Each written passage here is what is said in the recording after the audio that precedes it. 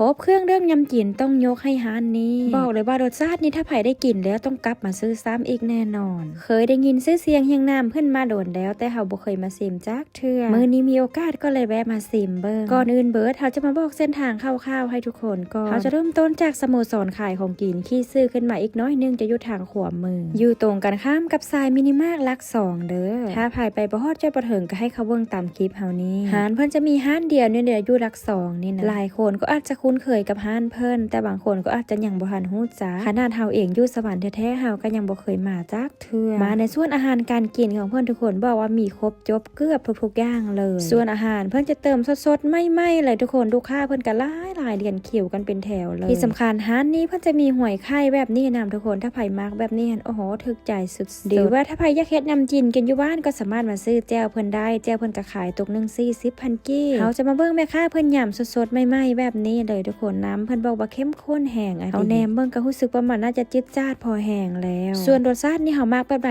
สามารถบอกแม่ค้าเพิ่นได้เด้อหรือว่าจะบอกเพิ่นเอาตามสูตรในร้านเพิ่นก็ได้มักเผ็ดก็เพิ่มได้หรือว่าอยากลดความเผ็ดก็สามารถบอกเพิ่นได้มีไผเคยมากินแน่ๆทุกคนร้านยำจีนร้านนี้นะถ้าไผเคยมาแล้วคอมเมนต์บอกกันแน่เด้อว่ารสชาติมันเป็นแนวใดเฮาเองก็บ่ได้กินยำจีนมาแต่เหิงแล้วมื้อนี้ก็ได้รู้สึกว่าอยากกินแนวเผ็ดๆแซ่บๆก็เลยแวะมาซิมไผอยากลองกินลองซิมก็มาตามพวกเฮาได้เด้อส่วนร้านเพิ่นมันจะเปิดตั้งแต่ 4 โมงแลงหาประมาณ 9 โมงแลงถ้าอาหารเบิดบ่ายเพิ่นก็จะปิดก่อนเปิดวันจันทร์หาวันเสาร์ปิดทุกๆวันอาทิตย์เด้อบ่แน่ใจว่าเพิ่นมีส่งลูกค้าถึงหน้าบ้านบ่แต่น่าจะมีอยู่ดอกทุกคนเพราะว่าเพิ่นก็สิมีไรเดอร์อยู่หรือว่าต่อให้เพิ่นบ่ส่งเฮาก็สามารถให้ไรเดอร์เพิ่นมาซื้อไปให้ก็ได้คือกันไดยำจีนเพิ่นบอกว่าเข้มข้นแห่งอดีเลยทุกคนไผที่บ่เคยนะอยากให้มาลองเด้อรู้สึกว่าเพิ่นมี2สาขาเนี่ยแหละสาขา1น่าจะอยู่หลัก8ได้ยินเพิ่นบอกว่าทางลงคาสิโนเบิ่งแต่อาหารการกินเพิ่นทุกคนเพิ่นจะเติมใหม่ๆสดๆแบบนี้ตลอดเลยมีครบเกือบทุกสิ่งทุกอย่างนะทุกคนเฮานะบอกว่ามาห้านนี้นะมักติ่นไก่เพิ่นติ่นใหญ่ๆตึงๆเลยเพิ่นจะขายเป็นขีดเป็นอย่างให้ทุกคนเฮาบ่แน่ใจว่าขีดได้เท่าไหร่แต่ว่าเฮาตักเอาเกือบเต็ม